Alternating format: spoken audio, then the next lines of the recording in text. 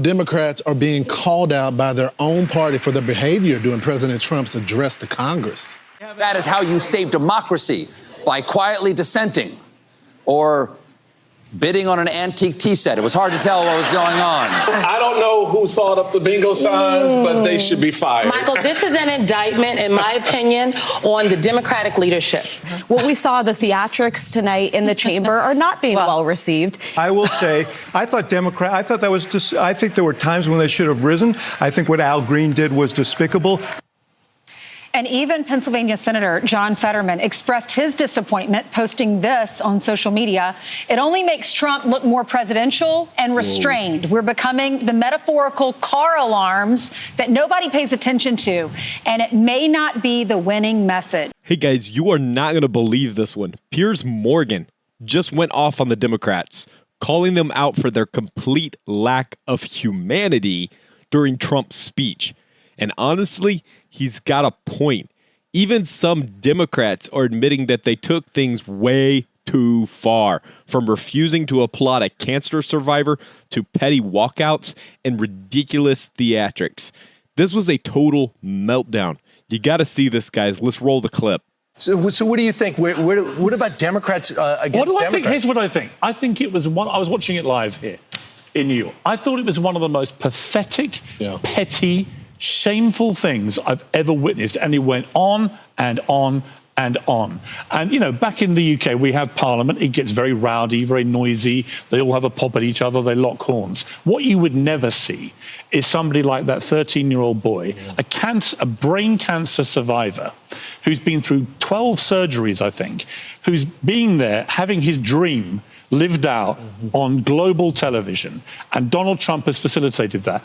Just get up and applaud that boy. The fact they couldn't even do that, I thought was just contemptible. I really did. And the Democrats have got to take a good, long, hard look at themselves, because the stupid signs, the not getting up for the poor families of these murdered people, the way they treated that boy, the walkouts, the silly Instagram stuff afterwards. Look at me, I didn't go in. This is the President of the United States speaking. What's going on? In the heart of politics. I think they've, honestly, Lawrence, they've lost the plot. The Democrats have lost the plot.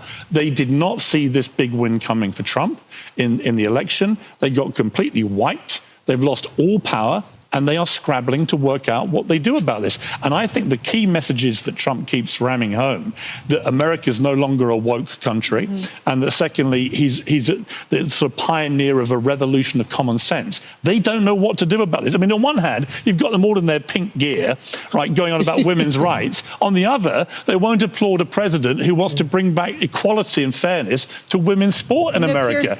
Piers, a lot of people can relate to this, though, that are Republicans or conservative, because if you support Trump, they hate you too. Yeah. And so this little boy, he's there. It's not about Trump at that moment. It's about this little boy, and Trump's just allowing him to be a Secret Service agent. We don't know how that child's family votes. They're from Houston. But also that moment, Ainsley, I thought, when Trump invited him to the Oval Office with his family. That's right. And the little boy said, "Can I give you a hug?" Yeah. That is the human side of Donald Trump, which we've all seen a lot of, right? I'm really pleased we're seeing more of that this time around, because that is what he can be about. And I think the Democrats have lost their sense of humanity. I mean, they just don't know what to do. It's extraordinary to watch. Last week we had Macron and Starmer come visit, and then with Zelensky in the meltdown on Friday. And now there was an emergency meeting last night with European leaders. How do you view Europe being asked and told to come together and support Ukraine or other causes, build up your military, take ownership? How does that look from the inside? Trump is 100% right about this, and he has been from the moment in his first term he went on about NATO and how the European countries were simply not paying their dues. And they weren't. And guess what? Now most of them do. But they should still be now paying more. You know, Poland, I think, has gone to 5% GDP on defense now, right? They're leading the way. Europe should be standing on its own 2 feet. If I was an American, I would be sick and tired of constantly having this assumption from Europe that you will always be here to pick up the pieces, to pay the bills, to do all the fighting. Right? I'm very proud that the UK has fought alongside America in many conflicts. My brother was a British Army colonel, fought in Iraq and Afghanistan. So, you know, nothing means more to me than that special relationship. But at the same time, Europe has got to start punching its way. I like the fact my new Prime Minister, Keir Starmer, and Macron, they seem to be leading this way now for Europe to step up properly. But I hope we do a deal in the end that brings, as Trump wants, peace, where the Americans are there, but you're not having to do all the heavy lifting like you normally do. But Piers, because some of the messaging from the mainstream media and Democrats is that I don't think we look weak, but they feel like we look weak as a country. What is the perception in the UK? Well, it's funny because I spoke to President Trump last Friday morning, just the day after he'd seen the British Prime Minister at the White House. And I texted him, I said, I've never seen better media coverage in the UK than what I've seen this morning. Every front page lauding the return of the special relationship. Then there was the Oval Office bust-up. The next morning front page is the complete opposite, which is very, that's very Trump world, right? I think the reality is, as always, people react hysterically to everything the president does. They can't really work out what's going on. I always try and remind them. I'm known as the Trump whisperer in the UK. Well, what's he really doing? I said, why don't you just remember what he is? Negotiation. He's a businessman who's negotiating. I think Donald Trump genuinely wants peace. I think that he wants to bring everyone to the table, but I think he also wants Ukraine to accept that the war is where it is. This war has not moved in 8-9 months.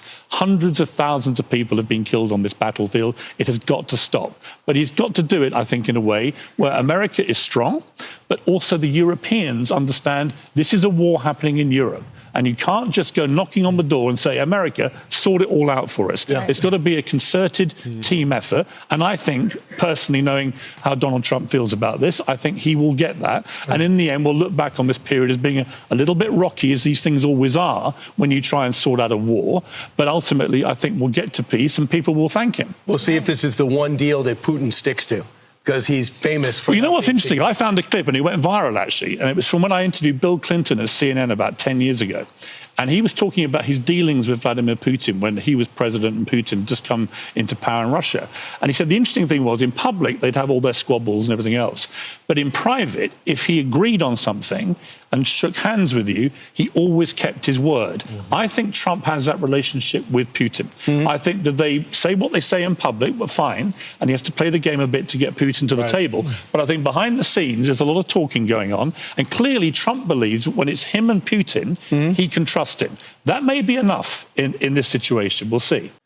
Okay, guys, first things first. If you are sick of the nonsense that is happening in Washington right now and appreciate actual common sense, do me a big favor. Hit the thumbs up like button. It helps out with the YouTube algorithm. It helps this video reach more people.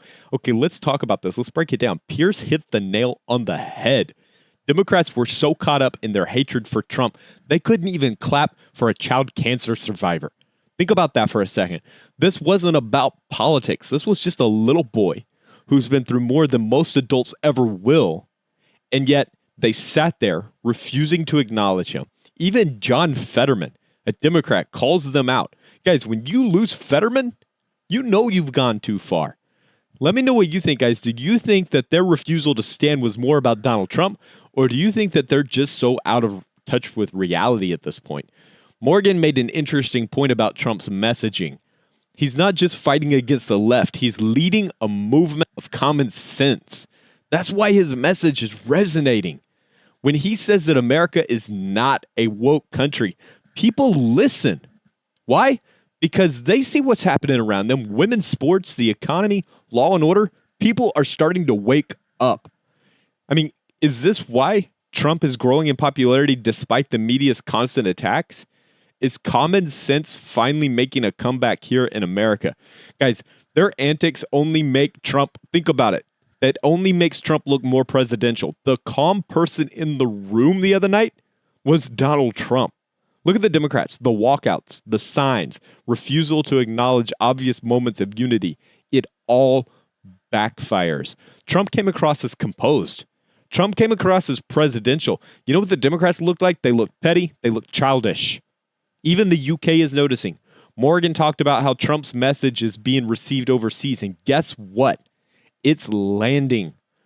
I mean, does it seem that the Democrats are panicking because they see Trump gaining more and more support? What do you think, guys? Piers also touched on another major point. Trump was right about NATO. He called it years ago. And now European countries are scrambling to catch up. Guys, he's forcing them to take responsibility rather than expecting the U.S. to do all the heavy lifting. Even with Ukraine, there's a shift happening. Trump isn't pushing for endless war. He's pushing for an actual resolution. What do you think, guys? Do you think Trump would have already... Do you think Trump would have kept the war from even happening if he would have stayed in office 4 years ago? Okay, now, guys, I want to hear from you.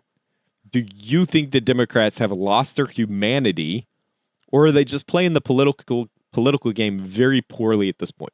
Drop a comment below. Let's talk about it. And guys, if you like the content that I'm putting out, do me a big favor. Consider becoming a subscriber. And if you're already a subscriber and want to go to that next level, consider becoming a channel member. Your support helps me keep bringing the truth in a world full of media bias.